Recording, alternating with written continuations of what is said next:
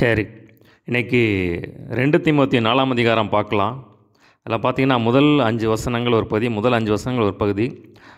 ஏற்கனவே நான் சொன்னபடி பார்த்தீங்கன்னா, அந்த 2 தீமோத்தேயு தான் பவுல் எழுதின கடைசி நிருபம். அதாவது கடைசி சாப்டருடைய கடைசி வரிகள். சரிங்களா? இப்போது இது அதனுடைய கடைசி வரிகள். முதலாம் வசனம் பாருங்கள். நான் தேவனுக்கு முன்பாகவும் உயிரோடு இருக்கிறவர்களையும் மரித்தவர்களையும் நியாயம் தீர்க்கப் போகிற கர்த்தராகிய இயேசு கிறிஸ்துவுக்கு முன்பாகவும் அவருடைய பிரசன்னமாகுதலையும் அவருடைய ராஜ்யத்தையும் சாட்சியாக வைத்து கட்டளையிடுகிறதாவது. சொல்கிறார் பார்த்துங்க, தேவனுக்கு முன்பாக உயிரோடு மரித்தவர்களையும் நியாயம் தீர்க்கப் போகிறது. இந்த இடத்துல நம்ம பார்க்குறோம். இப்போ நம்ம நியாயம் தீர்க்கிறவர் யாருன்னா இயேசு கிறிஸ்து. சரிங்களா? நம்ம பார்த்திங்கன்னா நம்ம யோவானில் பார்க்குறோம்.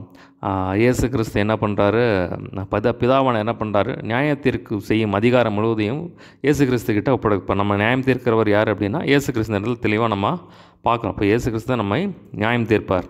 ஸோ ஒரு சின்ன ஒரு கதை ஒன்று சொல்கிறேன் நான். பார்த்திங்கன்னா ஒரு பையன் இருந்தால், ஒரு வாலிப பையன் பார்த்திங்கன்னா ஒரு தப்பு பண்ணிடுறான். தப்பு பண்ணோன்னே என்ன ஆச்சு அப்படின்னா, போயிட்டே இருக்கான். தப்பு பண்ணோன்னா போலீஸ் பிடிச்சிடுறாங்க. போலீஸ் பிடிச்சோன்னே அந்த இடத்துல ஒரு பெரியவர் வர்றார். உடனே பெரியவர் பார்க்குறாரு. உடனே சொல்கிறார், ஐயா எனக்கு கொஞ்சம் காப்பாற்றி விடுங்க அப்படின்னா, அந்த பெரியவர் பார்த்துட்டு அந்த போலீஸ்காரர், சரிப்பா என்னை தப்பு பண்ணாத நான் போ அப்படின்னு சொன்னேன்னா, சரி அந்த போலீஸ்காரர் விட்டுறாரு. இன்னும் அடுத்த நாள் பார்க்குறான். அடுத்த நாள் மறுபடியும் அந்த பையன் தப்பு பண்ணுறான். சரிங்களா? மறுபடியும் பார்த்தோன்னா மறுபடியும் போலீஸ் பிடிச்சிட்டாங்க. பிடிச்சோன்னே என்ன ஆச்சுன்னா, அவன் பார்க்குறான். பார்த்து திடீர்னு அதே பெரியவர் வர, இவனுக்கு ஒரே சந்தோஷம். ஐயா என்னை கொஞ்சம் காப்பாற்றி விடுங்கன்னா, சரின்னு பார்க்குறாரு. சொல்கிறாரு, சரிப்பா நீ தப்பு பண்ணாத அப்படின்னு சொல்லிட்டு போலீஸ்காரர்கிட்ட சொல்கிறாரு. போலீஸ்காரர் அவரை விட்டுறாரு. உன்னை அடுத்த பார்த்தீங்கன்னா சரின்னு அவர் போயிடுறார். இன்னும் பார்த்தீங்கன்னா அந்த பையன் மறுபடியும் தப்பு பண்ணுறான். தப்பு பண்ணோன்னே மறுபடியும் போலீஸ் பிடிச்சிட்றாங்க. பிடிச்சோன்னே இவன் அப்படியே திருப்பி பார்க்குறான். அங்கங்கே யாராவது என்னை காப்பாற்ற வருவாங்களான்னு பார்த்தா யாருமே வரல. சரின்னு பார்த்தீங்கன்னா அங்கே போகிறான். அவன் போய் பார்த்தோன்னா போலீஸ் பிடிச்சிட்டாங்க. போய் கோர்ட்டில் போய் நிறுத்துகிறாங்க. கோர்ட்டில் போய் நிறுத்தி அவன் இந்த ஜட்ஜ்மெண்ட் கொடுக்கணும். அவன் என்ன தப்பு பண்ணானோ அதுக்கான தண்டனை கொடுக்கணும். அவன் பார்த்துக்கிட்டே இருக்கான். அந்த இடத்துல பார்த்தீங்கன்னா திடீர்னு பார்த்தீங்கன்னா இவனை காப்பாற்றின அந்த பெரியவர் தான் அந்த இடத்துல பார்த்தீங்கன்னா ஜட்ஜாக வர்றார். இவனுக்கு ஒரே சந்தோஷம். எப்படி 2 வாட்டி காப்பாற்றி விட்டார், இந்த வாட்டி நம்ம காப்பாற்றிடுவார் அப்படின்னு சொல்லி உனக்கு ஒரே சந்தோஷம். சரின்னு பார்த்தீங்கன்னா அவன் எல்லாம் என்ன தப்பு பண்ணான் என்ன இதுன்னு சொல்லி அவரெல்லாம் பார்க்குறாங்க. சரி பார்த்துட்டு கடைசியாக அந்த ஜட்ஜு அந்த பெரியவர் இவனை காப்பாற்றி விட அந்த பெரியவர் சொல்கிறார், தம்பி நீ பண்ண தப்புக்கு உனக்கு 5 வருஷம் கடுங்காவல் தண்டனை அப்படின்னு சொல்லி போட்டார். உடனே உனக்கு ஒரே ஷாக் ஆகி போச்சு. ஐயா என்னையா இப்படி சொல்கிறீங்க, நான் 2 வாட்டி தப்பு பண்ணேன், என்னை காப்பாற்றி விட்டீங்க, இப்போவும் நீங்கள் காப்பாற்றி விடுவீங்க அப்படின்னு சொல்லி நான் நினச்சேன் நான் அப்படின்னு சொல்லி சொல்கிறான். உடனே அந்த பெரியவர் சொன்னார், அப்பா கரெக்டு தான், நான் அப்போ நீ நோட்டில் நீ அங்கே இருக்கும்போது நான் ஒரு ரட்சகனாக வந்தேன். நான் உனக்கு பல வாய்ப்புகள் கொடுத்தேன், நீ அதை யூஸ் பண்ணல. ஆனால் இப்போ நான் ஒரு நியாயாதிபதியாக இங்கே உட்காந்துருக்கேன். நான் நீதியுள்ள நியாயாதிபதி. அப்போ நான் நியாயத்தின்படி உனக்கு நான் தீர்ப்பு செய்கிறேன் அப்படின்னு சொல்லி சொல்கிறார். ஸோ இதே தாங்க. சரிங்களா? இப்போ இயேசு கிறிஸ்து கிருபை உள்ளவராக இருக்கிறாரு.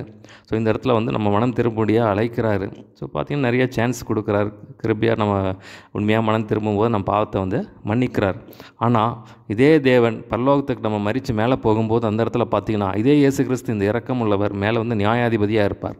அங்கே பார்த்திங்கன்னா நம்ம எந்த இதுவும் எதிர்பார்க்க முடியாது. சரிங்களா? அப்போ நம்ம இப்போ அதனால தான் வேதத்தில் பார்க்குறோம், நம்ம சரீரத்தை ஜீவ பலியாக ஒப்பு கொடுக்கும்போது பரிசுத்தமாக்குதல் உங்களுக்கு பலன் முடிவோ நித்திய ஜீவன். சரிங்களா? அப்போ அந்த இடத்துலலாம் போய் நம்ம எதுவுமே செய்ய முடியாது. அந்த இடத்துல போய் எந்த ரெக்கமெண்டேஷனோ எந்த ஒரு அப்பீலோ எதுவுமே செய்ய முடியாது. சரிங்களா? அப்போ அந்த இடத்துல இயேசு கிறிஸ்து நீதி உள்ள நியாயாதிபதியாக இருப்பார். அவர் என்ன சொல்கிறார் அப்படின்னா, என்னுடைய வசனமே நான் சொல்லி எனக்கு கடைசி நாட்களில் அவனை நியாயம் தீர்க்கும் அப்படின்னு சொல்லி சொல்கிறார்.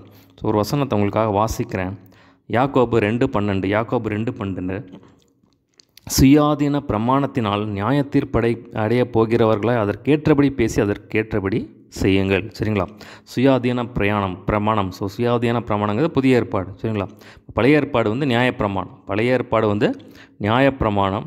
புதிய ஏற்பாடு விடுதலையின் பிரமாணம், இயேசு கிறிஸ்துவினால் உண்டாகிய ஆவியின் பிரமாணம், விடுதலையின் பிரமாணம், ஒரு சுயாதீன பிரமாணம். ஸோ இயேசு கிறிஸ்து எப்படி நியாயம் தீர்ப்பார்னா இந்த புதிய ஏற்பாடை வச்சு தான் நியாயம் தீர்ப்பார். சரிங்களா? அதை நம்ம தெரிஞ்சுக்கணும். அப்போ இயேசு கிறிஸ்து ஜட்ஜ் பண்ணும்போது அந்த தேவன் எல்லாமே நம்ம வேதத்தில் பார்க்குறோம். நம்ம தேவனுக்கு நம்ம கணக்கு ஒப்புவிக்க வேண்டும். ஸோ எல்லாத்தையுமே வந்து கணக்கில் கொண்டு வருவார். ஸோ அந்த இடத்துல நமக்கு நியாய தீர்ப்பு உண்டு. அப்போ அது இயேசு கிறிஸ்து தான் ஜட்ஜாக இருந்து நம்ம நியாயம் தீர்ப்பான்னு சொல்லி நம்ம அந்த இடத்துல பார்க்குறோம். 2ஆம் வசனம் பாருங்கள். சமயம் வாய்த்தாலும், ஸோ அதுதான் தலைப்பு, சரிங்களா? அந்த 2ஆம் வசனம் தான் தலைப்பு. சமயம் வாய்த்தாலும், அந்த முதல் 5 வசனங்கள் ஒரு பகுதி, அந்த 2ஆம் வசனம் தான் தலைப்பு. சமயம் வாய்த்தாலும் வாய்க்காவிட்டாலும் ஜாக்கிரதையாக திருவசனத்தை பிரசங்கம் பண்ணு. ஸோ அதுதான் தலைப்பு, சரிங்களா? அந்த இடத்துல சொல்கிறாரு, சமயம் வாய்த்தாலும் வாய்க்காவிட்டாலும் ஜாக்கிரதையாக திருவசனத்தை பிரசங்கம் பண்ணு, எல்லா நீடிய சாந்தத்தோடும் உபயோகத்தோடும் கண்டனம் பண்ணி கடிந்து கொண்டு புத்தி சொல்லு அப்படின்னு சொல்லி சொல்கிறாரு. ஸோ பார்த்திங்கன்னா இருக்கிறத இருக்கிற மாதிரி சொல்லணும் அப்படின்னு சொல்லி சொல்கிறார். நம்ம பார்த்திங்கன்னா வேறு ஏதாவது ஒரு காரணத்துக்காக வந்து தப்பாக போய் போச்சிடக்கூடாது, சரிங்களா? அப்போ உள்ளதை உள்ளதென்று இல்லது இல்லதுன்னு சத்தியத்தை சத்தியமாக சொல்லணும். இந்த மல்கியா 2ஆம் அதிகாரத்தில் பார்க்குறோம். நீங்கள் வந்து பச்சைப்பாதத்தோடு நீங்கள் வேதத்தை குறித்து பச்சைப்பாதம் பண்ணீர்கள்னு சொல்லி ஆண்டவர் சொல்கிறார். இதை பார்த்தீங்கன்னா யாக்கோபில் சொல்லும் 3ஆம் அதிகாரத்தில் நீங்கள் அநேகர் போதகர் ஆகவாது, உங்களுக்கு வந்து நிறைய ஆக்கினை வரும்படியாக போதகர் ஆகாது இருப்பார். ஆனால் ஒரு போதகம் தப்பு பண்ணான்னா நிறைய பேர் இடறி போவாங்க, அவங்களுக்கு அதிக ஆக்கினை வரும். பார்த்திங்கன்னா நிறைய பேர் இடறி போவாங்க. அதனால் வந்து போதகம் பண்ணால் ஒழுங்காக வேதத்தின்படியாக நம்ம வேதத்தில் பார்க்குறோம். ஒரு போதித்தால் வேத வாக்கியங்களிட்டு போதிக்க கடவுள்னு சொல்லி நம்ம வேதத்தில் பார்க்குறோம், சரிங்களா? அப்போது உள்ளதாக இருக்கிற மாதிரி சொன்னால் தப்புன்னா தப்புன்னு சொல்லிடணும், சரிங்களா? இப்போ வேதத்தை குறித்து நம்ம வந்து அட்ஜஸ்ட் பண்ணிட்டு போகக்கூடாது. அதுதான் இந்த இடத்துல சொல்கிறார். எல்லா நீடிய சாந்தத்தோடும் உபதேசத்தோடும் கண்டனம் பண்ணி கடிந்து கொண்டு புத்தி சொல்லும், சரிங்களா? சிலருக்கெல்லாம் கடிந்து கொள்ளுதல் தேவை. சில எல்லாமே சாஃப்டாக போனால் சிலதெல்லாம் ஆகாது. ஆனால் சில இடத்துலலாம் வந்து கொஞ்சம் கண்டிப்பாக இருந்தால் தான் ஜனங்கள் வந்து மனம் திரும்புவாங்க. ஸோ கடினமான இறுதியாக வந்து மெல்ட் ஆகி தேவனுடைய வார்த்தை உள்ளே போகணும் பாருங்கள். தான் வந்து கடிந்து கொண்டு புத்தி சொல்லு அப்படின்னு சொல்லி சொல்கிறார். ஏனென்றால் அவர்கள் ஆரோக்கியமான உபதேசத்தை பொறுக்க மனதில்லாமல் செவித்தின உள்ளவர்களாகி தங்கள் சுய இச்சைக்கேற்ற போதர்களை தங்களுக்கு திரளாக சேர்த்து கொண்டு சத்தியத்துக்கு செவியை விலக்கி கட்டுக்கதைகளுக்கு சாய்ந்து போகும் காலம் வரும். ஸோ அவங்க என்ன சொல்கிறார் அப்படின்னா, தங்கள் சுய இச்சைகளுக்கு ஏற்றபடி போதகர்களை தேர்ந்து கொள்வார்கள். சில பாஸ்டர்ஸ் வந்து ரொம்ப ஸ்ட்ரிக்டாக இருப்பாங்க, சில போதகர்கள் ரொம்ப ஸ்ட்ரிக்டாக இருப்பாங்க, சரிங்களா? அப்போ பார்த்திங்கன்னா வேதமாக சொல்லுவாங்க. பற்றி யாருக்குமே வந்து அட்ஜஸ்ட் பண்ணிட்டு போக மாட்டாங்க. ஸோ பார்த்திங்கன்னா சத்தியத்தை சத்தியமாக சொல்லுவாங்க, சரிங்களா? ஆனால் சிலரெல்லாம் பார்த்திங்கன்னா எங்கே ஆத்துமாக்கள் போயிடுவாங்களோ அப்படின்னு சொல்லி கொஞ்சம் அட்ஜஸ்ட் பண்ணிட்டு போகிறதுனா அவங்க தப்பை வந்து பெருசாக பார்க்க மாட்டாங்க, கண்டிக்க மாட்டாங்க. அப்போ விசுவாசி என்ன பண்ணாலும் ஒன்று கண்டிக்கிறது இல்லை, அப்படியே விட்டுறது அப்படின்னு சொல்லி அப்படிப்பட்டவங்களுக்கு தான் வந்து என்ன தப்பு பண்ணாலும் இருக்கவங்களுக்கு அப்படிப்பட்ட போதர்கள் தான் சூட் ஆகும். அதாவது சொல்கிறார், சத்தியத்துக்கு செவியை விலக்கி கட்டுக்கதைகளை சாய்ந்து போகும். அப்போ அப்படிப்பட்ட போதர்கள் கடைசியாக எழும்புவாங்க அப்படின்னு சொல்லி சொல்கிறார். நீயோ எல்லாவற்றிலும் நீ அப்படி இருக்காத, சத்தியத்தை சத்தியமாக சொல்லு, இருக்கிற மாதிரி சொல்லு, வேதத்தை குறித்து அட்ஜஸ்ட் பண்ணிட்டு போகாத, எதுவும் கலக்காத, துருபதேசத்தில் கொண்டு வராது அப்படின்னு சொல்லி நீ கரெக்டாக இரு, வேதத்தின்படியாக கரெக்டாக இரு, கண்டனம் பண்ணி உபதேசம் பண்ணு, சத்தியத்தை சத்தியமாக சொல்லு அப்படின்னு சொல்லி சொல்கிறார்.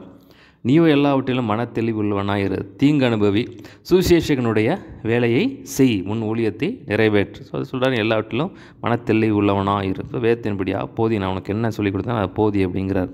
தீங்கு அனுபவி. ஸோ பார்த்தீங்கன்னா அதில் எல்லாத்துலேயும் பார்க்குறோம் தீங்கு அனுபவி தான், பாடுகள் உண்டு அப்படின்னு சொல்லி சொல்கிறார். இப்போ இயேசு கிறிஸ்துவே சொன்னார், உலகத்திலே உங்களுக்கு உபத்திரம் உண்டு, நான் உலகத்தை ஜெயித்தேன். பாடுகள் உண்டு, ஆனாலும் நீ அதை பற்றி கவலைப்படாத, உனக்கு கொடுக்கப்பட்ட தேவன் உனக்கு கொடுத்த ஊழியத்தை நிறைவேற்று அப்படின்னு சொல்லி சொல்கிறார். உன்னுடைய சுவிசேஷ வேலையை செய், உன் ஊழியத்தை நிறைவேற்று அப்படின்னு சொல்லி சொல்கிறார். அடுத்த பாருங்கள், அடுத்த முக்கியமான பகுதி 6ஆம் வசனம் முதல் 8ஆம் வசனம் வரை அடுத்த பகுதி. இந்த 7ஆம் வசனத்தை தலைப்பாக போட்டுக்கலாம். நல்ல போராட்டத்தை போராடினேன், ஓட்டத்தை முடித்தேன், விசுவாசத்தை காத்துக்கொண்டேன். அதான் தலைப்பு, சரிங்களா? 7ஆம் வசனம் தான் தலைப்பு. 6ஆம் வசனம் வாசிக்கிறேன். ஏனென்றால் நான் இப்பொழுதே பானபலியாக வார்க்கப்பட்டு போகிறேன், நான் தேகத்தை விட்டு பிரியும் காலம் வந்தது. ஸோ அந்த இடத்துல பானபலியாக வார்க்கப்பட்டு போக அப்படின்னா ஒரு தண்ணியை எடுத்து இப்படி ஊற்றுறது, சரிங்களா? அப்போ பார்த்தீங்கன்னா யோவான் ஸ்நானகனை குறித்து எழுதும்போது அவன் எரிந்து பிரகாசிக்கிற விளக்காக இருந்தான். இப்போ பார்த்தீங்கன்னா கேண்டில் என்ன பண்ணுதா, தன்னைத்தானே அப்படியே உருக்கி மற்றவங்களுக்கு வெளிச்சம் கொடுத்தது. ஸோ அந்த மாதிரி தான் அவர் சொல்கிறார், நான் வந்து உங்களுக்காக எத்தனையோ பிரயாசப்பட்டேன், பாடுபட்டேன், நான் வந்து எண்ணெயை உடச்சி ஊற்றி உங்களுக்கு வந்து இந்த சுவிசேஷத்தை கொண்டு வந்தேன், இந்த செய்தியை கொண்டு வந்தேன், இந்த உபதேசத்தை தேவனுடைய வார்த்தையை கொண்டு வந்தேன் அப்படின்னு சொல்லி அதான் சொல்கிறார். நான் தண்ணி மாதிரி அப்படியே வந்து எண்ணெயை உடச்சி ஊற்றி உங்களுக்கு வந்து நான் வந்து உங்களுக்கு ஒப்பு கொடுத்துருக்கேன், நான் ஒப்பு கொடுத்து ஊழியத்தை செஞ்சேன் அப்படின்னு சொல்லி சொல்கிறார். நான் தேகத்தை விட்டு பிரியும் காலம் வந்தது, நான் மரண நேரம் வந்துருச்சு, இன்னும் கொஞ்ச நாள் நான் மறிக்க போகிறேன் அப்படின்னு சொல்லி சொல்கிறார். நல்ல போராட்டத்தை போராடினேன், ஓட்டத்தை முடித்தேன், விசுவாசத்தை காத்து கொண்டேன். ரொம்ப முக்கியமான ஒரு வசனம் பாருங்கள். பார்த்திங்கன்னா அந்த இடத்துல ஒரு அருமையாக நம்ம ஏற்கனவே நான் சொன்னது மாதிரி புதிய ஏற்பாட்டில் ஒரு 2 பேருடைய கிட்டத்தட்ட 2 பேருடைய ஒரு முழு சரித்திரமும் நம்ம பார்க்க முடியும். ஒன்று யார் அப்படின்னா இயேசு கிறிஸ்துவுடைய பிறப்பிலிருந்து அவருடைய மரணம் வரைக்கும் அவருடைய முழு சரித்திரம், ஓரளவுக்கு அவருடைய முழு சரித்திரம் ஊழியம் எல்லாமே நம்ம பார்க்க முடியும். அடுத்தது யார் அப்படின்னா பவுலுடைய ஊழிய ஆரம்பம் எப்போ ரட்சிக்கப்பட்டார் அதிலிருந்து பார்த்திங்கன்னா அவருடைய கிட்டத்தட்ட அவருடைய மரணம் வரைக்கும் அவருடைய வாழ்க்கை அவர் எப்படி இருந்துச்சுன்னு சொல்லி ஓரளவுக்கு நம்ம எல்லாமே இதில் இந்த 2 பேருடையதை நம்ம பார்க்க முடியும். ஸோ இதுதான் ரொம்ப முக்கியம் பாருங்கள்.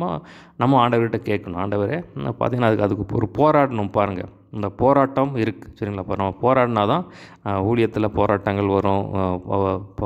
நம்ம வாழணும், நம்ம ஓட்டத்தை முடிக்கணுனால அதுக்கு போராட வேண்டியதாக இருக்குது. அப்போ பார்த்திங்கன்னா நல்ல போராட்டம். ஸோ பாடுகள் வரும், பிரச்சனைகள் வரும், குடும்பத்தின் மூலமாக வரலாம், வெளியில் வரலாம், சரீரத்தில் வரலாம், பாவ காரியத்தில் வரலாம், எல்லா சைட்லேருந்து வரும் சரிங்களா. பார்த்திங்கன்னா தேவனுடைய கிருபையை சார்ந்து கொள்ளும்போது நம்ம ஓட்டத்தை வெற்றிகரமாக முடிக்கலாம். இப்போ இயேசு கிறிஸ்து பார்த்திங்கன்னா அவர் தன்னுடைய ஓட்டத்தை வெற்றிகரமாக பிதாவானவர் தனக்கு என்ன வச்சுருந்தாரோ அதை வெற்றிகரமாக முடித்தார். எல்லாம் முடிந்ததுன்னு சொல்லி முடிஞ்சிட்டார். முடிந்தது அப்படின்னு சொன்னால் பார்த்திங்கன்னா பிதாவானவர் கொடுத்த எல்லாமே நான் முடிச்சிட்டேன் அப்படின்னு சொல்லி அவர் தன்னை சப்மிட் பண்ணதை நம்ம பார்க்குறோம். அவர் ஓட்டத்தை வெற்றிகரமாக முடித்ததை நம்ம பார்க்குறோம். அதே மாதிரி பார்த்திங்கன்னா தாவீது பார்த்திங்கன்னா அவருடைய ஊழியத்தை வெற்றிகரமாக முடித்தான்னு சொல்லுவேன். அப்போஸ்தலர் 13:36 நம்ம பார்க்குறோம் சரிங்களா. அப்போஸ்தலர் 13:36 நான் வாசிக்கிறேன். தாவீது தன் காலத்திலே தேவனுடைய சித்தத்தின்படி செய்து அவருக்கு ஊழியம் செய்த பின்பு நித்திரையடைந்து தன் பிதாக்களிடத்தில் சேர்க்கப்பட்டு அழிவை கண்டான். ஸோ பார்த்திங்கன்னா பழைய ஏற்பாட்டில் தாவீது தேவனுடைய சித்தத்தின்படி ஊழியத்தை செஞ்சு மரித்தான்னு சொல்லி நம்ம பார்க்குறோம். அவர் தன் ஓட்டத்தை வெற்றிகரமாக முடித்தான்னு சொல்லி பார்க்குறோம். அதே மாதிரி பார்த்திங்கன்னா இப்போ பவுல் அவர் பார்த்திங்கன்னா பவுலுடைய வாழ்க்கை ஃபுல்லாக எழுதப்பட்டிருக்கு. அவருடைய எல்லா பயணங்கள், அவருடைய கடிதங்கள், அவருடைய உபதேசங்கள், அவர் பட்ட பாடுகள், அவர் என்னென்ன அற்புதம் செஞ்சார் என்ன எல்லாமே பார்த்திங்கன்னா நம்ம இந்த இடத்துல நம்ம எழுதப்பட்டிருக்கணும். அவர் சொல்கிறார் பாருங்கள், நல்ல போராட்டத்தை போராடினேன், ஓட்டத்தை முடித்தேன், விசுவாசத்தை காத்து கொண்டேன். அப்போ இவர்களெல்லாம் முடித்தாங்க. அப்போ பார்த்திங்கன்னா நமக்கு இயேசு கிறிஸ்து அந்த கிருபையை கொடுப்பார் சரிங்களாப்பா. தேவனுடைய கிருபையை சார்ந்து கொள்ளுங்க. அப்போ நான் வேதத்தில் பார்க்குறோம் அவர் கிருபையும் அப்போஸ்தல ஊழியத்தை கொடுத்தார் அப்படின்னு சொல்லி தான் இருக்குது. இப்போ அநேக இடத்துல நம்ம பார்க்கணும் கிருபையும் ஊழியத்தை கொடுக்குறாரு. அப்போ அந்த கிருபை கொடுக்குற எதுக்குன்னா அந்த கிருபையை சார்ந்து பண்ணும்போது எல்லாமே நம்ம ஜெயிச்சிடலாம் சரிங்களா. அப்போ அந்த கிருபையை நம்ம சார்ந்து கொள்ளணும். நம்ம பலத்தில் நம்ம என்றைக்குமே சாரக்கூடாது. சப்பா அவங்க கிருபை கொடுங்கன்னு சொல்லி ஒவ்வொன்றுமே நம்ம சார்ந்தக்கூடாது. வேதத்தில் பார்க்குறோம் ஆவியில் எளிமையுள்ளவர்கள் பாக்கியவான்கள். ஸோ பார்த்திங்கன்னா ஆண்டவரே நீங்கள் தான் எனக்கு கொடுத்தீங்க, நீங்கள் தான் உதவி செய்யணும், நீங்கள் தான் செய்யணும் சொல்லி தேவனை சார்ந்து அதான் கிருபையை சார்ந்து வாழ்கிறது. இயேசு கிறிஸ்துவின் கிருபையை சார்ந்து ஒன்றா செய்யும்போது பார்த்திங்கன்னா நம்ம வெற்றிகரமாக அப்போ பார்த்திங்கன்னா நமக்கு இயேசப்பா கூட இருக்கிறார் சரிங்களா. அப்போ பழைய ஏற்பாட்டில் கூட இப்போ நம்ம அப்படி சொல்ல முடியாது. புதிய ஏற்பாட்டில் பிதாவானவர் நம்மோடு கூட இருக்கிறார், இயேசு கிறிஸ்து கூட இருக்கிறார், பரிசுத்தாவினர் கூட இருக்கிறார், பரலோக சேனையே நம்ம சைடில் இருக்குது சரிங்களா. அப்போ பார்த்திங்கன்னா யார் கைவிட்டாலும் சரி நமக்கு கவலை இல்லை, தேவன் கூட இருக்கிறார். அவர் கொடுத்தாருன்னா அவர் ஊழியத்தை கொடுத்தாருன்னா அவர் எல்லாத்தையும் சப்ளை பண்ணுவார் சரிங்களா. அப்போ அதில் நம்ம உண்மையாக இருந்தால் போதும், நம்ம ஓட்டத்தை நம்ம வெற்றிகரமாக முடிக்க தேவன் கிருபை செய்வார் பாருங்கள். இது முதல் நீதியின் கிரீடம் எனக்காக வைக்கப்பட்டிருக்கிறது. நீதியுள்ள நியாயாதிபதியாக கர்த்தர் அந்நாளிலே அதை எனக்கு தந்தருளுவார். எனக்கு மாத்திரமல்ல, அவர் பிரசன்னமாகுதலை விரும்பும் யாவருக்கும் அதை தந்தருளுவார். பார்த்திங்கன்னா அந்த இடத்த சொல்கிறாரு, யாரெல்லாம் இப்போ நான் இந்த போட்டத்தை முடிச்சிட்டேன், நீதியின் கிரீடத்தை ஆண்டவர் எனக்கு தருவார். நீதியுள்ள நியாயாதிபதியாக கர்த்தர், நீதியுள்ள நியாயாதிபதியாக கர்த்தராக இயேசு கிறிஸ்து அதை எனக்கு தருவார் அப்படின்னு சொல்லி சொல்கிறார். ஸோ அது மாதிரி பார்த்திங்கன்னா யாரெல்லாம் எனக்கு மாத்திரம் இல்லை, யாரெல்லாம் இந்த ஓட்டத்தை வெற்றிகரமாக முடிக்கிறாங்களோ, இயேசு கிறிஸ்துவின் வருகைக்காக காத்திருக்காங்களோ, தன்னை ஆயத்தப்படுத்தி காத்திருக்காங்களோ அவங்களுக்கு எல்லாருக்குமே தருவேன் அப்படின்னு சொல்லி சொல்கிறார். அது ஒரு முக்கியமான ஒரு காரியம் பாருங்கள். நம்ம ஆனால் ஓட்டத்தை முடிக்கிறது லேசு கிடையாது சரிங்களா. இப்போ தேவனுடைய கிருபையை சார்ந்தால் மட்டுமே, தேவனோடு நம்ம நடந்தால் மட்டுமே இதை சாத்தியம் சரிங்களா. அப்போ பார்த்திங்கன்னா நம்ம என்ன செய்யணும் அப்படின்னா நம்ம ஆயத்தமாக இருக்கணும் சரிங்களா. 10 கன்னிகைகள் எப்படி ஆயத்தமாக இருந்தாங்க அந்த மாதிரி நம்ம ஆயத்தமாக இருக்கணும். தன்னை முதலாவது அந்த மத்தேயு 25ஆம் அதிகாரம் ரொம்ப ஒரு முக்கியமான அதிகாரம். பார்த்திங்கன்னா அதில் 3 காரியங்கள் எழுதப்பட்டிருக்கும். அந்த மத்தேயு 25ஆம் அதிகாரத்தில் 3 காரியங்கள் ஏற்பட்டு, முதலாவது இந்த 10 கன்னிகைகள் அது எதை குறிக்குதுன்னா தனிப்பட்ட மனிதனுடைய ஆயத்தம் சரிங்களா. அடுத்தது பார்த்திங்கன்னா தாளந்தை குறித்து போட்டிருக்கும். தாளந்து உனக்கு இருக்கிற தாளந்தை பயன்படுத்த, உனக்கு ஆண்டவர் என்ன கொடுத்துருக்காதோ அதை தேவனுக்காக பயன்படுத்து. 3வது காரியத்தை பார்த்திங்கன்னா ஏழைகளுக்கு செய். இந்த 3 காரியம் சரிங்களா. இந்த 3 காரியம் ரொம்ப முக்கியம் பாருங்கள் சரிங்களா. பரலோகத்துக்கு போய் சேர்றதுக்கு இது ரொம்ப இந்த 3மே நீங்கள் மனசில் வச்சுக்கோங்க. ஒன்று தனிப்பட்ட பரிசுத்தம், 2வது பார்த்திங்கன்னா தேவன் கொடுத்த ஒரு தாளந்தை தேவனுக்காக பயன்படுத்து, 3வது நல்ல ஏழைகளுக்கு செய் சரிங்களா. அப்படி செய்யும்போது பார்த்திங்கன்னா பரலோகத்தில் இரக்கம் மேன்மை பாராட்டுன்னு சொல்லி நம்ம பார்க்குறோம். இப்போ இதெல்லாம் பார்த்து நம்ம பரிசுத்தமாக காக்கும்போது நிச்சயமாக தேவன் வந்து நம்மளை வந்து ஆண்டவர் சொல்கிறார், நான் உங்களை திக்கற்றவர்களாக விடேன்னு சொல்லி பார்த்தீங்கன்னா நமக்காக ஆயத்தம் பண்ணப்பட்டிருக்கார். நம்முடைய சொந்த ரத்தத்தை கொடுத்து வாங்கியிருக்கார். சரிங்களா? இன்றைக்கி ஒருவேளை நீங்கள் ஒருவேளை தூரம் போயிருக்கலாம், என்னால் எதுவுமே முடியாதுன்னு நினச்சிட்டு இருக்கலாம். இன்றைக்கி ஆண்டவர்கிட்ட வாங்க, ஆண்டவரே நம்ம மறுபடி தூக்கி எடுங்கன்னு சொல்லும்போது நான் வேதத்தில் பார்க்குறோம் தேவன் என்ன பண்ணுறாருன்னா சாவுக்கு ஏதுவான சரீரங்களை உயிர்ப்பிக்கிறார். இன்றைக்கி கூட நீங்கள் ஒருவேளை தேவனை விட்டு நீங்கள் தூரமாக போயிருந்தீங்கன்னா ஆண்டவரே என்னை தூக்கி எடுங்க, நான் மறுபடியும் நம்ம ராஜ்யத்தை என்ன நினைத்தல்னு சொல்லி ஆண்டவர்கிட்ட கேளுங்க. சரிங்களா? ஆண்டவரே என்னை நினைத்தல்ங்க, மறுபடியும் தூக்கி எடுங்க. வேதத்தில் பார்க்குறோம் விழுந்து போன தாவீதின் கூட திரும்ப எடுப்பிப்பார். சரிங்களா? பார்த்திங்கன்னா ஒருவருமே ஒரு தேவன் வந்து இன்றைக்கும் அவர் கிருபையுள்ள தேவனாக இருக்கிறார், இரக்கமுள்ள தேவனாக இருக்கிறார். மறுபடியும் தூக்கி எடுக்க தேவன் வல்லவராக இருக்கிறார். பாருங்கள், அடுத்த பாருங்கள் 9ஆம் வசனத்திலிருந்து 13ஆம் வசனம் வரைக்கும் அடுத்த பகுதி 9 முதல் 13 வரை. அந்த 9ஆம் வசனத்தை தலைப்பாக போட்டுக்கலாம். நீ சீக்கிரமாக என்னிடத்தில் வரும்படி ஜாக்கிரதைப்படு. அதான் தலைப்பு. நீ சீக்கிரமாக என்னிடத்தில் வரும்படி ஜாக்கிரதைப்படு. சரிங்களா? ஸோ அந்த இடத்துல என்ன சொல்கிறாருன்னா வந்து சீக்கிரமாக வா அப்படின்னு சொல்லி சொல்கிறார். நீ வந்து என்ன இடத்துல வந்து சேரு அப்படின்னு சொல்லி சொல்கிறாரு. பட் ஆனால் என்ன அப்படின்னா என்ன சொல்கிறார் அப்படின்னா நான் வந்து என்னோடய ஓட்டத்தை வெற்றிகரமாக முடிச்சுட்டு போயிட்டேன். நான் வந்து ஓட்டத்தை வெற்றிகரமாக முடிச்சுட்டு தேவனிடத்தில் போகிறேன். அதே மாதிரி வந்து நான் எப்படி என் ஓட்டத்தை பொறுமையாக ஓடி ஜெயிச்சு முடித்தேனோ அதே மாதிரி வந்து நீயும் வந்து பொறுமையாக இருந்து நல்ல போராட்டத்தை போராடி உன் ஓட்டத்தை முடி, அதில் நீ ஜாக்கிரதையாயிரு அப்படின்னு சொல்லி சொல்கிறார். ஏனென்றால் தேமா இப்பிரபஞ்சத்தின் மேல் ஆசை வைத்து என்னை விட்டு பிரிந்து தெசலோனிக்கே பட்டணத்துக்கு போய்விட்டான். கிரெஸ்கே கலாத்தியா நாட்டிற்கும் தீத்து தல்மாத்தியா நாட்டிற்கும் போய்விட்டார்கள். ஸோ அதில் பார்த்தீங்கன்னா தேமா என்னை விட்டு பிரிஞ்சு போயிட்டேன்னு சொல்கிறார். பார்த்தீங்கன்னா சொல்கிறாரு பிரபஞ்சத்தின் மேல் ஆசை வைத்து. ஸோ வேதத்தில் பார்க்குறோம் 1 யோவான் 2ஆம் அதிகாரத்தில் மாம்சத்தின் இச்சை உலகம் அதில் உள்ள இருக்கிறதெல்லாம் பார்த்திங்கன்னா உலக காரியங்கள் இதெல்லாம் வந்து பிதாவினால் உண்டானவைகள் இல்லைன்னு சொல்லி பார்க்குறோம். மாம்சத்தின் இச்சை, கண்களின் இச்சை, ஜீவனத்தின் இதெல்லாம் பிதாவினால் உலகத்தினால் உண்டானவன்னு சொல்லி சொல்கிறார். அப்போ உலகத்தின் மேல் ஆசை வைக்காதீங்க, மாம்ச சிந்தை மரணம் அப்படின்னு சொல்லி பார்த்திங்கன்னா நமக்கு மாம்சத்துக்கு ஆவிக்கு ஒரு போராட்டம் இருக்கும். சரிங்களா? அப்போ நம்ம ஜெயிக்கணும் பாருங்கள். அதில் ஜெயித்து ஆண்டவருடைய கிருபையால் நம்ம வந்து அதை போராடி ஜெயிக்கணும் பாருங்கள். சரிங்களா? அது ரொம்ப முக்கியமான பாவம் இழுத்துருச்சுன்னா அந்த பக்கம் நம்ம போயிடுவோம். சரிங்களா? அதை சொல்கிறார். அப்போ தேவனுடைய சித்தத்தின்படி செய்கிறவன் என்றென்றைக்கும் நிலைப்பான்னு சொல்லி நம்ம பார்க்குறோம். இடத்துல பார்த்திங்கன்னா நம்ம ரசிக்கப்பட்டவர், ஆனால் பார்த்திங்கன்னா உலகத்தின் மேல் ஆசைப்பட்டு போயிட்டார் அப்படின்னு சொல்லி சொல்கிறார். அதே மாதிரி பார்த்திங்கன்னா கிறிஸ்கே கலாத்தியா நாட்டுக்கும் தீத்து தல்மாத்தியா நாட்டுக்கும் போய்விட்டாங்க. வந்து பின்வாங்கி போனாங்களா இல்லை சும்மா வேறு ஏதோ காரணத்துக்கு போனாங்களா தெரியல. பட் ஆனால் தேமா வந்து உலக ஆசையை வச்சு என்னை விட்டு போயிட்டார் அப்படின்னு சொல்லி சொல்கிறார். 11ஆம் வசனம் பாருங்கள். லூக்கா மாத்திரம் என்னோட கூட இருக்கிறான். ஸோ லூக்கா பார்த்திங்கன்னா இவர் தான் வந்து லூக்கா சுவிசேஷம் அப்போஸ்தல புக்கை எழுதுனது. பார்த்திங்கன்னா இவர் ஒரு வைத்தியர். பார்த்திங்கன்னா நல்லா 2ஆம் மிஷனரி பையனா 3ஆம் மிஷனரியில் கூடயே இருந்திருக்கார். கூடயே இருந்து நிறையா அவரோட ஊழியம் செஞ்சுருக்கார். மார்க்குவை உன்னோடே கூட்டி கொண்டு வா, ஊழியத்தில் அவன் எனக்கு பிரயோஜனம் உள்ளவன். ஸோ மார்க்கு அப்படிங்கிறது மார்க் யோவான், இவர் தான் மார்க்கு சுவிசேஷத்தை எழுதுனது. ஸோ இவர் தான் பார்த்திங்கன்னா முதலாம் மிஷனரி, பவுலுடைய முதலாம் மிஷனரி பயணத்தில் ஜாயின் பண்ணது. அதாவது பவுலும் பர்னபா மார்க் யோவான் 3 பேர். நடுவில் வந்து மார்க் வந்து ரிட்டர்ன் ஆகிட்டார். அதனால் வந்து தாக்கு பிடிக்க முடியல, ரிட்டர்ன் ஆகிட்டார். ஸோ அவர் வந்து இப்போ வந்து பார்த்திங்கன்னா நல்லா தெளிஞ்சிட்டார், நல்லா கர்த்தருக்குள்ள நல்லா ஸ்ட்ராங் ஆகிட்டார். அதனால் பார்த்திங்கன்னா அவர் வந்து கூட்டிகிட்டு வா, ஊழியத்தில் பிரயோஜனமானவன் அப்படின்னு சொல்லி சொல்கிறார். தீதிக்குவை நான் எபேசுக்கு அனுப்பினேன். ஸோ தீதிக்கு வந்து எபேசுக்கு அவர் தான் வந்து பாஸ்டாக இருந்தார். தீதிக்கு வந்து எபேசுக்கு பாஸ்டாக அனுப்பி ஊழியம் செய்யும்படியாக எபேசுக்கு அனுப்பினேன் அப்படின்னு சொல்லி சொல்கிறார். தூரா பட்டணத்தில் இருக்கிற கார்ப்பு என்பன் வசத்தில் நான் வைத்து வந்த மேலங்கியையும் புஸ்தங்களையும் விசேஷமாய் தோற்சுருள்களையும் நீ வருகிற போது எடுத்துக்கொண்டு வா. ஸோ பார்த்திங்கன்னா ரொம்ப ஒரு எளிமையான ஒரு வாழ்க்கையை வாழ்ந்திருக்கிறத நம்ம இந்த இடத்துல பார்க்கலாம். சரிங்களா? ரொம்ப ஒரு எளிமையான வாழ்க்கை வாழ்ந்திருக்கார். பார்த்திங்கன்னா புஸ்தகங்களில் வந்து எல்லாம் பார்த்திங்கன்னா இந்த வேதத்தையும் இதில் இருக்கிற ஆராய்ச்சி புஸ்தகங்கள் பார்த்திங்கன்னா வந்து கொண்டு வா அப்படின்னு சொல்லி சொல்கிறார். அடுத்த பாருங்கள் 14 முதல் 18 வரை. சரிங்களா? 14ஆம் வசனத்துலேருந்து 18ஆம் வசனம் வரைக்கும் அடுத்த பகுதி. அந்த 14ஆம் வசனத்தை தலைப்பாக போட்டுக்கலாம். கண்ணானாகிய அலெக்சாண்டர் எனக்கு வெகு தீமை செய்தான். அதான் தலைப்பு. சரிங்களா? 14 முதல் 18 வரை. அந்த 14ஆம் வசனம் தான் தலைப்பு. கண்ணானாகிய அலெக்சாண்டர் எனக்கு வெகு தீமை செய்தான் தான் தலைப்பு. சரிங்களா? கண்ணானாகிய அலெக்சாந்தர் எனக்கு வெகு தீமை செய்தான், அவனுடைய செய்கைக்கு தக்கதாக கர்த்தர் அவனுக்கு பதில் அளிப்பாராக. ஸோ கண்ணான் அப்படிங்கிறது என்னென்னா ஆங்கிலத்தை பார்த்திங்கன்னா காப்பர் ஸ்மித். அதை பார்த்திங்கன்னா தங்க வேலையெல்லாம் செய்கிறாங்கல்ல.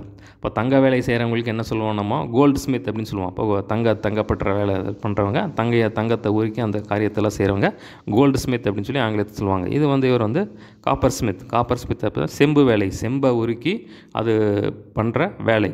ஸோ அப்போ கண்ணான் அப்படிங்கிறது அவருடைய தொழில், சரிங்களா? காப்பர் ஸ்மித், அதாவது செம்பை உருக்கி செய்கிற அந்த வேலையை செஞ்சிட்ருக்கிற அவர் பேர் வந்து அலெக்சாண்டர். அதான் அங்கே அவருடைய வேலையை பற்றி சொல்லுது. அப்படிப்பட்ட வேலை அவரை பற்றி சொல்கிறார். அவர் கண்ணானாகிய அலெக்சாண்டர் எனக்கு வெகு தீமை செய்தான், அவனுடைய செய்கைக்கு தக்கதாக கர்த்தர் அவனுக்கு பதிலளிப்பாராக. ஸோ அந்த இடத்துல சொல்கிறாரு, இவர் வந்து எனக்கு வந்து ரொம்ப என்னை எதிர்த்து நின்னார் அப்படின்னு சொல்லி. ஆனால் இவர் வந்து எதிர்த்து நிற்கலை, சரிங்களா? வேதத்தில் பார்க்குறோம், பழி வாங்குதல் எனக்குரியது, நானே பதில் செய்வேன். சப்போ பார்த்தீங்கன்னா கிறிஸ்துவர்கள் முதல்ல போய் யாரையும் எதிர்க்க மாட்டாங்க. பார்த்தீங்கன்னா யாராவது எதிர்த்தாங்கன்னா ஒதுங்கிடுவாங்க, சரிங்களா? அதை சொல்கிறாரு. ஆமாம், தேவன் அவரை பார்த்துக்கிட்டு அப்படின்னு சொல்லி ஆண்டவர்கிட்ட விட்டுட்டார். நம்மளும் அப்படி தான் செய்யணும். யாரையும் போய் என்ன இப்படி செஞ்சேன் ஏன் செஞ்சேன்னு சொல்லி நம்ம வந்து எதிர்க்கக்கூடாது. இப்போ பார்த்திங்கன்னா நான் பார்த்துக்கிறேன், ஆண்டவர்கிட்ட விட்டுருங்க, எல்லாமே ஆண்டவர்கிட்ட விட்டுருங்க, ஆண்டவர் பார்த்துக்கொள்வார். இப்போ கர்த்தர் பார்த்துக்கிட்டு அப்படின்னு சொல்லி விட்டார். நீயும் அவனை குறித்து எச்சரிக்கையாயிரு, அவன் நம்முடைய வார்த்தைகளுக்கு மிகவும் எதிர்த்து நிற்கிறவன். ஸோ சிலரெல்லாம் பார்த்திங்கன்னா சுவிசேஷ எதிர்ப்பாளர்கள் இருப்பாங்க, தேவனுடைய வார்த்தைக்கு எதிர்த்து நிற்கிறவங்க இருப்பாங்க, சாத்தானங்க நிறைய ஆட்களை வச்சுருப்பான், சரிங்களா? ஆனால் பார்த்திங்கன்னா தேவன் கைவிட மாட்டார் பாருங்க. நான் முதல் விசை உத்தரவு சொல்ல நிற்கையில் ஒருவனும் என்னோட கூட இருக்கவில்லை, எல்லோரும் என்னை கைவிட்டார்கள், அந்த குற்றம் அவர்கள் மேல் சுமராதிருப்பாராக. சுந்தரர் சொல்கிறாரு, கர்த்தரோ எனக்கு துணையாக நின்று என்னாலே பிரசங்கம் நிறைவேறத்தக்கதாகவும் புறஜாதிகளாரும் கேட்கிறதற்காகவும் என்னை பலப்படுத்தினார், சிங்கத்தின் வாயிலிருந்து நான் ரட்சிக்கப்பட்டேன். ஸோ அப்போ இங்கே என்ன சொல்கிறார் அப்படின்னா, ஒரு இடத்துல போய் கூட்டமாக போய் பிரசங்கம், இவங்க ஊழியர்கள்லாம் சேர்ந்து போய் பிரசங்கம் பண்ண போகிறாங்க, சரிங்களா? பிரசங்கம் பண்ண போகிறாங்க, இவர் பிரசங்கத்தை நடத்துகிறாரு. ஆனால் பார்த்திங்கன்னா அங்கே இருக்கிற சூழ்நிலை பார்த்திங்கன்னா இவர் பிரசங்கத்தை முடிக்கும்போது இவங்க உயிரோடு இருப்பாங்களான்னு தெரியாது, சரிங்களா? அப்போ பார்த்திங்கன்னா அவங்கெல்லாம் பார்த்திங்கன்னா அங்கே கேட்குறவங்கெல்லாம் சுவிசேஷ எதிர்ப்பாளர்கள். அவங்க மத்தியில் போய் இவர் போய் சுவிசேஷம் சொல்லிகிட்டு இருக்கார். ஆனால் இவர் சுவிசேஷம் பண்ண அந்த கூட இருக்கிறவங்கெல்லாம் நைஸாக வந்து கிளம்பிட்டாங்க, இவர் யாருக்குமே கண்ணுக்கு படாமல் நைஸாக கிளம்பிட்டாங்க. ஸோ அதுதான் இந்த இடத்துல சொல்கிறார், நான் முதல் விசை உத்தரவு சொல்ல நிற்கையில் ஒருவனும் என்னோட கூட இருக்கவில்லை, எல்லோரும் என்னை கீழும், அந்த குற்றம் அவர்கள் மேல் சாராது இருப்பதாக. ஸோ இவர் பார்த்திங்கன்னா ஒரு பிரசங்கம் பண்ணுறாரு, அவர்களுக்கு வந்து சொல்கிறாரு. ஆனால் பார்த்திங்கன்னா அந்த சூழ்நிலையில் பார்த்திங்கன்னா இந்த பிரசங்கத்தை இவர் முடிக்கும்போது இவர் உயிரோடு இருப்பாருன்னு சொல்ல முடியாது. எல்லாம் வந்து என்ன வேணால் நடக்கலாம், உடனே உயிர் போகிற மாதிரியான சுச்சுவேஷன். அதனால் மற்றவங்கெல்லாம் அந்த சூழ்நிலையை பார்த்து பயந்து ஓடிட்டாங்க, எல்லாம் பார்த்திங்கன்னா போயிட்டாங்க. அதை சொல்கிறாரு, அந்த குற்றம் அவர்கள் மேல் சுமராது இருப்பதாக. ஆனால் இவர் தைரியமாக இருந்து ஆண்டவர் என் கூட இருக்கிறாருன்னு சொல்லி தைரியமாக அந்த பிரசங்கத்தை முடிக்கிறார். 17ஆம் வசனம் பாருங்கள், அதுதான் ரொம்ப முக்கியமான வசனம். கர்த்தரோ எனக்கு துணையாக நின்று என்னாலே பிரசங்கம் நிறைவேறத்தக்கதாகவும் புறஜாதிகள் எல்லாரும் கேட்கிறதற்காகவும் என்னை பலப்படுத்தினார், சிங்கத்தின் வாயிலிருந்து ரட்சிக்கப்பட்டேன். இதுதான் ரொம்ப முக்கியம் பாருங்கள். உலகத்தில் யார் கைவிட்டாலும் இயேசு கிறிஸ்து கைவிட மாட்டார். அழைத்தவர் உண்மையுள்ளவர், ஆவி ஆத்மா சரீரம் முழுவதும் குற்றமற்றதாக இருங்க. அவர் அனுமதிச்சாதான் ஒருத்தன் கையே வைக்க முடியும் பாருங்கள். வேதத்தில் பார்க்குறோம், உங்கள் தலையில் இருக்கிற மயிரெல்லாம் எண்ணப்பட்டிருக்கு. அதனால் வந்து நம்ம பயப்படக்கூடாது பாருங்கள். மனுஷன் என்ன செய்வான், மிஞ்சி போனால் கொலை செய்வான், அதுக்கு மேலே என்னத்தை பண்ண முடியாது. சரீரத்தை மாத்திரம் கொண்டுட்டு அதுக்கு மேலே அவனால் என்ன செய்ய திராணி இருங்க, அவங்களாம் பயப்படாதுன்னு சொல்லி ஆண்டவர் சொல்கிறார். ஸோ ஊழியத்துக்குன்னு வந்துட்டால் தைரியமாக வரணும், சரிங்களா? பார்த்திங்கன்னா நம்ம பயந்துட்டு இருந்தாலும் எதுவுமே செய்ய முடியாது, சரிங்களா? ஆண்டவர் கூட இருக்கிறார், அதுதான் நமக்கு உறுதி. ஆண்டவர் கூட இருக்கிறார், ஆண்டவர் கொடுத்த ஊழியம் ஆண்டவர் அனுப்பியிருக்கார். ஸோ அதுதான் இவருக்கு வந்து அந்த கெத்து பாருங்கள், சரிங்களா? ஆண்டவர் பார்த்துக்கொள்வார். இவருடைய அந்த தைரியம், அந்த பெலன், அது எல்லாமே பார்த்திங்கன்னா தேவன் கூட இருக்கிறார், ஆண்டவர் கொடுத்த ஊழியம். அப்போ அவரோட ப்ரொடெக்ஷன் இருக்குது. பார்த்திங்கன்னா தேவன் அதே மாதிரி பார்த்திங்கன்னா தேவன் வந்து பாதுகாத்தான்னு சொல்லி சொல்கிறார் பாருங்கள். கர்த்தரோ எனக்கு துணையாக நின்று என்னாலே பிரசங்கம் நிறைவேற புறஜாதிகள் எல்லாரும் கேட்கிறதற்காகவும் என்னை பலப்படுத்தினார், சிங்கத்தின் வாயிலிருந்து நான் ரட்சிக்கப்பட்டேன் அப்படின்னு சொல்கிறார். ஸோ பார்த்தீங்கன்னா அது முடிஞ்சோன்னா தேவன் அதுக்கு துணையாக இருந்து பிரசங்கத்தை நிறைவேற்றினார். ஆனால் பார்த்தீங்கன்னா அங்கே இருக்கிற எதிர்ப்பாளர்கள் எல்லாம் தேவன் அடக்கி போட்டு யாருமே கை வைக்காதபடி காத்துக்கொண்டார், சிங்கத்தின் வாய்ந்து ரட்சிக்கப்பட்டேன்னு சொல்கிறார். கர்த்தர் எல்லா தீமையின்றி என்னை ரட்சித்து தம்முடைய பரமராஜ்யத்தை அடியும்படி காப்பாற்றுவார், அவருக்கு சதா காலம் மகிமை. இதுதான் பாருங்கள் ரொம்ப முக்கியம். இப்போ அழைச்சவர் உண்மையுள்ளவர், அவர் யார் உலகத்தில் யார் கைவிட்டாலும் சரி அவர் கைவிட மாட்டார் பாருங்கள். அதுதான் நம்ம பலன் பாருங்கள், சொல்லலாம். இன்னும் மோசையோட கூட இருந்தார், யோசுவாவோடு கூட இருந்தார், தாவீதோடு கூட இருந்தார், பார்த்திங்கன்னா பவுலோடு கூட இருந்தார். நம்ம கூட ஆண்டவர் சொல்கிறார், வாக்கு பண்ணியிருக்கார், உலகத்தின் முடிவு தான் உங்களோடு கூட இருக்கிறேன், அவனை விட்டு விலகுவதுமில்லை கைவிடும் சொல்லி. இதுக்கு மேலே நமக்கு என்ன தேவை பாருங்கள். ஏசாயால் சொல்லும்போது சொல்கிறாரு, நான் உன் வலது கையை பிடித்து பயப்படாதே நான் உனக்கு துணை நிற்கிறேன்னு சொல்கிறார் பாருங்கள். அப்போ தேவன் அழைச்சார், அவர் கொடுத்த ஊழியம் தைரியமாக செய்யுங்க சொல்லிட்டு பார்த்தா சொல்கிறார். அவர் கர்த்தர் பார்த்திங்கன்னா இந்த இடத்துல எல்லாம் விட்டுட்டாங்க பாருங்கள், கூட இருந்தவங்க எல்லாம் விட்டுட்டாங்க. கர்த்தர் எல்லாத்தையுமே ரட்சித்து தம்முடைய பரமராஜ்யத்தை அடையும்படி காப்பாற்றுவார், அவருக்கு சதா காலங்களும். வேதத்தில் பார்க்குறோம், நீதிமானுக்கு வரும் துன்பங்கள் அநேகமாக இருக்கும், கர்த்தர் எல்லாவற்றிலும் அவனை விடுவிப்பான்னு சொல்லி பார்க்குறோம். அவங்க தலையில் இருக்கிற மயிரெல்லாம் எண்ணப்பட்டிருக்குன்னு சொல்லி சொல்கிறார். இந்த சங்கீதம் 121 வாசிக்கிறோம். கர்த்தர் எல்லா தீமையிலும் ரட்சிப்பார், கர்த்தர் எல்லா தீமைக்கும் விலக்கி காப்பான்னு சொல்லி நம்ம பார்க்குறோம். எல்லா தீமைக்கும் வந்து கர்த்தர் விலக்கி காப்பார். அதுதான் நமக்கு ஹைலைட்டே அதுதான். நம்மளுடைய பலனே அதுதான் பாருங்கள். அப்போ யார் கைவிட்டால் அப்போ ஆண்டவர் கூட இருந்தால் அதுக்கு மேலே நமக்கு என்ன வேணும் பாருங்கள். கர்த்தர் நம்ம பட்சத்தில் இருந்து தான் நமக்கு விரோதமாக நிற்பவன் யாருன்னு சொல்லி நம்ம பார்க்குறோம். சொல்லி அப்போ அவருக்கே மகிமை உண்டாகுது சொல்லி சொல்கிறேன். அதனால் வந்து எதுக்குமே பயப்படாதீங்க. போராட்டங்கள் வரலாம், பிரச்சனைகள் வரலாம், தைரியமாக தேவனுடைய நாமத்தை கொண்டு நீங்கள் முன்னேறி செல்லுங்க. சரிங்களா? அடுத்த பாருங்கள், இந்த கடைசி பகுதி வாழ்த்து. எப்போவுமே அவருடைய எல்லா நிருபத்திலையும் வாழ்த்தில் ஆரம்பித்து வாழ்த்தில் கடைசி வாழ்த்தி ஆசீர்வச்சு முடிப்பார். ஸோ இதுலேயும் அதே மாதிரி தான் 19 முதல் 22 வரை வாழ்த்து. சரிங்களா? 19ஆம் வசனத்தில் வாழ்த்துதலை சொல்லு அப்படின்னு சொல்லி அதை வேணால் தலைப்பாக போட்டு வச்சுக்கோங்க. இல்லை 19ஆம் வசனத்தை தலை போட்டாலும் சரி. சரிங்களா? பிரிஸ்கில்லாளுக்கும் மாக்கில்லாளுக்கும் ஓனேசிப்பு வீட்டாருக்கும் என் வாழ்த்துதலை சொல்லு. ஸோ பார்த்தீங்கன்னா இந்த வீட்டாருக்கெல்லாம் சொல்கிறார். பிரிஸ்கில்லா ஆக்கில்லாங்கிறது ஹஸ்பண்ட் ஒய்ஃப், அதாவது பிரிஸ்கில்லாங்கிறது பெண்ணு, ஆக்கில்லா அப்படிங்கிறது அவருடைய கணவன். சரிங்களா? அந்த பெண்ணுடைய கணவன். இப்போ வந்து என்ன அவங்க பயங்கரமாக அவங்க ஊழியம் பண்ணியிருக்காங்க. 2ஆம் மிஷனரி பயணத்தில் இவங்க இணைஞ்சாங்க. அதில் பார்த்திங்கன்னா அவர்கள் வந்து ரொம்ப நாளாக கூட வந்து ஊழியம் செஞ்சதை நம்ம பயங்கரமாக வந்து அவர் சொல்கிறாரு, என்னோடய ஊழியத்துக்கு நிமித்தம் அவங்க வந்து கழுத்தை கொடுத்தாங்கன்னு சொல்லி சொல்கிறார். இப்போ அந்தளவுக்காக வந்து பயங்கரமாக ஊழியம் பண்ணியிருக்காங்க, ஒரு கூட சேர்ந்து ஊழியம் பண்ணியிருக்காங்க அவங்க. சரிங்களா? நல்ல ஒரு பேர். சரிங்களா? குடும்ப கணவன் மனைவியாக சேர்ந்து நல்லா ஊழியம் பண்ணுறதுக்கான ஒரு நல்ல எக்ஸாம்பிள் இவங்க ஆக்கில்லா, பிரிஸ்கில்லா. சரிங்களா? ஓனேசிப்பு மீட்டாருக்கும் வாழ்த்துதலை சொன்னால் பார்த்தீங்கன்னா அவர் வந்து அவங்க வீட்டார் வந்து நிறையா வந்து இவருக்கு உதவி பண்ணியிருக்காங்க அப்படின்னு சொல்லி சொல்கிறார். எரஸ்து கொரிந்து பட்டணத்தில் இருந்து விட்டான். துரோப்பிமுவை மிலோத்துவிலே வியாதிப்பட்டவனாக விட்டு வந்தேன். ஸோ அவங்க 2 பேர் வந்து கொரிந்து இங்கே இருந்துட்டார், எருஸ்து கொரிந்தில் இருந்து விட்டார், துரோப்பிமுவை வியாதிப்பட்டவனாக விட்டு வந்தேன் அப்படின்னு சொல்லி சொல்கிறார். மாரி காலத்துக்கு முன் நீ வந்து சேரும்படி ஜாக்கிரதைப்படு. பாருங்கன்னா மாரி காலம்னா குளிர்காலத்துக்கு முன்னாடி வந்து எனக்கு முன்னாடி வந்து சேரும்படியாக ஜாக்கிரதையாக இரு அப்படின்னு சொல்லி சொல்கிறார். மாரி காலங்கிறது குளிர்காலம். ஸோ குளிர்காலத்துக்கு முன்னாடி வந்து என்னிடத்துல வந்து சீக்கிரம் வந்து சேரு அப்படின்னு சொல்லி சொல்கிறார். ஐப்புழுவும் பூதேஞ்சும் லீவுமும் கலவுதியாலும் மற்ற எல்லா சகோதரரும் உனக்கு வாழ்த்துதல் கூட இருக்கிற சகோதரர்கள்லாம் வந்து வாழ்த்துதல் சொல்கிறார்கள் அப்படின்னு சொல்லி சொல்கிறார். அவருடைய கடைசி வசனம், கர்த்தராகிய இயேசு கிறிஸ்துவின் ஆவியுடனே கூட இருப்பாராக, கிருபை உங்களோடு இருப்பதாக, ஆமேன். சரிங்களா? அந்த இடத்துல சொல்கிறார் பாருங்கள். பொதுவாக வந்து அவர் எப்படி எழுதுவார்னா, கர்த்தராகிய இயேசு கிறிஸ்துவின் கிருபை உங்கள் அனைவரோடும் கூட இருப்பதாக, உங்களோடு கூட இருப்பதாக அப்படின்னு சொல்லி இந்த இடத்துல பர்டிகுலராக சொல்கிறார் பாருங்கள். கர்த்தராகிய இயேசு கிறிஸ்து உன் ஆவியுடனே கூட இருப்பாராக அப்படின்னு சொல்லி சொல்கிறார். ஸோ பார்த்தீங்கன்னா ஆவிங்கிறது நம்ம ஆவி, மனுஷனுடைய ஆவி. அப்போ இயேசு கிறிஸ்து உன் ஆவியோடு கூட இருப்பாராக அப்படின்னு சொல்லி சொல்கிறார். அப்போ பார்த்தீங்கன்னா தேவனோட ஐக்கியமாக இரு அப்படின்னு சொல்லி சொல்கிறார். அப்போ இயேசு கிறிஸ்துவோட நீ ஐக்கியமாக இரு அப்படின்னு சொல்லி சொல்கிறார். வேதத்தில் பார்க்குறோம் 1 யோவானில் எங்கள் ஐக்கியம் பிதாவோடும் இயேசு கிறிஸ்துவோடு இருக்குது. அப்போ வந்து இயேசு கிறிஸ்துவோட நீ ஐக்கியமாக இரு அப்படின்னு சொல்லி சொல்கிறார். அப்போ ஆவியோடு இருக்கிறது அப்படின்னா என்ன அப்படின்னா 1 கொரிந்தியர் 6:17 நம்ம வாசிக்கிறோம். கர்த்தரோடு இசைந்து இருக்கிறவன் அவருடைய ஒரே ஆவியாக இருக்கிறான். அப்போ பார்த்தீங்கன்னா என் ஆவி இயேசு கிறிஸ்துவின் ஆவி ஒரே ஆவி தான் இசைந்து இருக்கிறது. சரிங்களா? அப்போ பார்த்தீங்கன்னா அதான் சொல்கிறார், என்னுடைய ஆவியும் இயேசு கிறிஸ்துவனுடைய ஆவியும் ஒரே ஆவி. பார்த்தீங்கன்னா my spirit Jesus spirit one spirit. பார்த்தீங்கன்னா அப்படியா தேவனோட இசைந்துரு, அப்போ தேவனோட சஞ்சரி, தேவனோட நெருங்கிரு, இயேசு கிறிஸ்துவோட நெருங்கிரு, இயேசு கிறிஸ்துவோட ஐக்கியமாக அப்படின்னு சொல்லி சொல்கிறார். அப்போ தேவனோட ஐக்கியமாக இருக்கும்போது பார்த்தீங்கன்னா எதுவுமே தேவன் உள்ளவளை விடமாட்டார். சரிங்களா? இப்போ ஐக்கியம் நம்மளே பாதுகாக்கும். அதுதான் நம்ம பாதுகாக்கும் பாருங்கள். இப்போ பார்த்தீங்கன்னா செடியான அவரோடு நம்ம கொடியாக வந்து இணைஞ்சிருங்க அப்படின்னு சொல்கிறார். பார்த்தீங்கன்னா 1 சாமுவேலில் நம்ம பார்க்குறோம், தாவீதினுடைய ஆத்மா யோனத்தானுடைய ஆத்மாவும் 2 ஒன்றாக இருந்துச்சு. பார்த்தீங்கன்னா 2 பிணைஞ்சிருந்தாங்க, ரொம்ப க்ளோஸ் ஃப்ரெண்ட்ஸாக இருந்தாங்க. சரிங்களா? பார்த்தீங்கன்னா உனக்கு ஒன்றுனா இவங்க பார்த்துக்குவாங்க, இவங்க ஒன்றுனா அவங்க பார்த்துக்குவாங்க. ஸோ அந்த மாதிரி தான் வந்து தேவனோட வந்து ஐக்கியமாக இரு, அப்போ வந்து தேவன் உன்னை பாதுகாப்பார் அப்படின்னு சொல்லி சொல்கிறார். இப்போ தேவனோட ஐக்கியமாக இரு, அவரோட நெருங்கி இரு அப்படின்னு சொல்லி சொல்கிறார். இப்போ தேவனோட அந்த ஃபெலோஷிப், அந்த ஐக்கியத்தை வந்து விட்டுறாது அப்படின்னு சொல்லி சொல்கிறார்.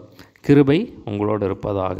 ஸோ கடைசியாக வந்து கிருபை உங்களோட இருப்போம். பார்த்தீங்கன்னா எல்லாத்துலேயும் பார்த்தீங்கன்னா கிருபை தான். கிருபையில் ஆரம்பித்து கிருபையில் முடிக்கிறார். இயேசு கிறிஸ்து தான் கிருபை. சரிங்களா? இப்போ இயேசு கிறிஸ்து ஆரம்பித்து இங்கேயும் அவரோட கடைசியில் வந்து கிருபை உங்களோடு இருப்பதாக. கிருபை இருந்துச்சுன்னா போதும். சரிங்களா? கிருபையை நம்பி வாழ்ந்தோம்னா கிருபை வந்து நம்மளை பாவம் செய்ய விடாது. சரிங்களா? தேவ கிருபை இருந்துச்சுன்னா நம்ம பாவம் செய்ய விடாது. தேவனுடைய மகிமை நம்மளை நிச்சயமாக தாங்கும். ஒரு பரிசுத்த வாழ்க்கையை வாழ நம்ம எல்லாத்தையும் முடிக்க தேவன் வந்து தேவனுடைய கிருபையை சார்ந்து கொள்ளும்போது இந்த கிருபையை எல்லாம் செஞ்சு முடிக்கும் பாருங்கள். கடைசி வசனம் பைபிளுடைய கடைசி வசனமும் அதுதான், தேவனுடைய கிருபை இவங்களோட இருப்பதாக. ஸோ கிருபையை சார்ந்து கொள்ளும்போது எப்படி இவங்கெல்லாம் தன் ஓட்டத்தை முடித்தாங்களோ, எப்படி தாவீது ஓட்டத்தை முடித்தார், இயேசு கிறிஸ்து ஓட்டத்தை முடித்தார், பவுல் ஓட்டத்தை, நம்மளும் நம்ம ஓட்டத்தை வெற்றிகரமாக முடிப்போம் பாருங்கள். சரிங்களா? இப்போ இதில் என்ன பார்த்தோம் அப்படின்னா, இயேசு கிறிஸ்து நியாயம் தீர்க்க போகிறவர் அப்படின்னு சொல்லி நம்ம பார்த்தோம். சமயம் வாய்த்தாலும் வாய்க்காவிட்டாலும் ஜாக்கிரதையாக வசனத்தை பிரசங்கம் பண்ணு அப்படின்னு சொல்லி எது கலந்து பேசிடாது அப்படின்னு சொல்லி சொல்கிறாரு. பார்த்தீங்கன்னா நீயா வந்து எல்லாவற்றிலும் தெளிவுள்ளவனாக இரு, ஊழியத்தை நிறைவேற்று அப்படின்னு சொல்லி சொல்கிறாரு. பார்த்தீங்கன்னா நான் நல்லா போராட்டம் போராடி என் ஓட்டத்தை முடிச்சிட்டேன். அதே மாதிரி பார்த்தீங்கன்னா எனக்கு நீடியும் கேடும், அதே மாதிரி நீயும் ஓட்டத்தை முடிச்சுட்டு வா அப்படின்னு சொல்லி சொல்கிறாரு. நீ சீக்கிரமாக என் இடத்துல வரும்படி ஜாக்கிரதையாக இரு அப்படின்னு சொல்லி சொல்கிறாரு. பார்த்தீங்கன்னா கண்ணானாகி அலெக்சாண்டர் எனக்கு வெகு தீமை செய்கிறோம் நிறையா, அவர்களை வந்து நீ வந்து ஹேண்டில் பண்ணாத, தேவன் கிட்ட விட்டுரு, அவர் பார்த்துக்கொள்வார், அவர் வந்து கடைசி வரைக்கும் உன்னை வந்து ரட்சித்து தம்முடைய ராஜ்யத்துக்கு போக முடியாது உதவி செய்வார் அப்படின்னு சொல்கிறார். கடைசியாக வாழ்த்தி முடிக்கிறாரு. இயேசு கிறிஸ்துவோட நீ வந்து ஐக்கியமாக இரு, ரொம்ப நெருங்கி இரு அப்படின்னு சொல்லி சொல்கிறாரு. அவருடைய கிருபையை சார்ந்துரு அப்படின்னு சொல்லி சொல்கிறார். சரிங்களா? ஒரு சின்ன ஜாமணி முடிச்சலாம். ஏசப்பா, நீர் எங்களோடு பேசின வார்த்தைகளுக்காய் நன்றி ஆண்டவரே. அப்பா, எங்களை இன்னும் பரிசுத்தப்படுத்துங்க ஆண்டவரே, இன்னும் பூரண பரிசுத்தமாக எங்களை மாற்றுங்க ஆண்டவரே. சமயம் வாய்த்தாலும் வாய்க்காவிட்டாலும் ஜாக்கிரதையாய் வசனத்தை பிரசங்கம் பண்ண கர்த்தர் கிருபை பாராட்ட வேண்டும் முடியாய் ஜெபிக்கிறேன். எங்கள் ஊழியத்தை நிறைவேற்ற கர்த்தர் கிருபை செய்ய முடியாய் ஜெபிக்கிறேன். இப்போ இவர்கள் எல்லாம் ஓட்டத்தை முடித்தது போல் நாங்களும் எங்கள் ஓட்டத்தை வெற்றிகரமாக ஓடி முடிக்க கர்த்தர் கிருபை பாராட்ட வேண்டும் முடியாய் ஜெபிக்கிறேன் ஆண்டவரே. தேவனே, எங்களை தரமட்டமாய் தாழ்த்தியும் கரத்தில் வைக்கிறோம். ஏசப்பா, நீர் எங்கள் ஆவியோடு கூட இருப்பீராக பார்க்க தரமட்டமாய் தாழ்த்தியும் கரத்தில் வைக்கிறோம். நேரங்களோடு கூட இருக்கிறதுக்காய் தயவு பாராட்டுகிறதுக்காய் நன்றி. நாம் மாத்திரமைப்பட்டு சொல்லப்பட்ட வசனங்கள் 100 பெருகி பலன் கொடுக்க கிருபை செய்த நாம் மாத்திரமைப்பட்டு துதி கண்ட மகிமையை ஆமக்க செலுத்துகிறோம். இயேசுவின் நாமத்தில் எல்லாவற்றும் கேட்கிறோம் நல்ல பிதாவே, ஆமென்.